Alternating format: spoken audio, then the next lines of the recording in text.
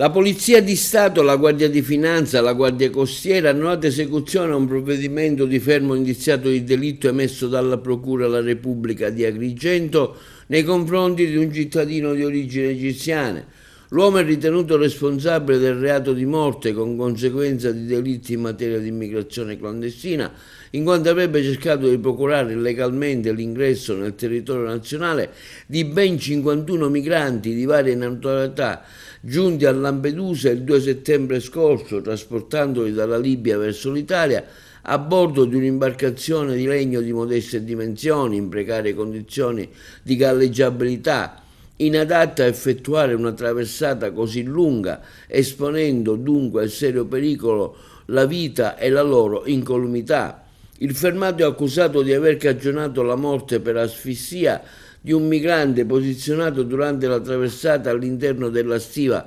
della barca e la caduta in mare di un altro migrante che allo stato risulta disperso. Articolata attività di indagine condotta a Lampedusa dal personale della squadra mobile di Agrigento,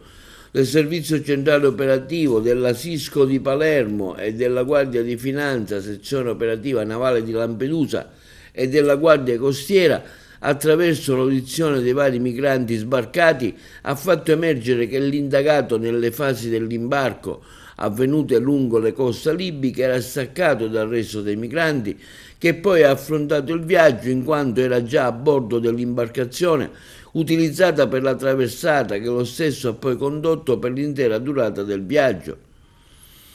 L'egiziano, collaborando con altri due soggetti non identificati, ha curato le fasi dell'imbarco, ha gestito la loro sistemazione sull'imbarcazione per tutto il viaggio. Le manovre imprudenti e azzardate compiute dall'indagato alla guida dell'imbarcazione avrebbero messo in serio pericolo la sicurezza dei migranti, molti dei quali finiti in mare a seguito dell'arresto dei motori dell'imbarcazione e l'aggravarsi delle condizioni meteo marine. L'egiziano è stato così condotto in carcere ad Agrigento e le indagini sono ancora in corso. Le varie responsabilità dell'indagato saranno oggetto di ulteriore accertamento e contraddittorio in sede di giudizio.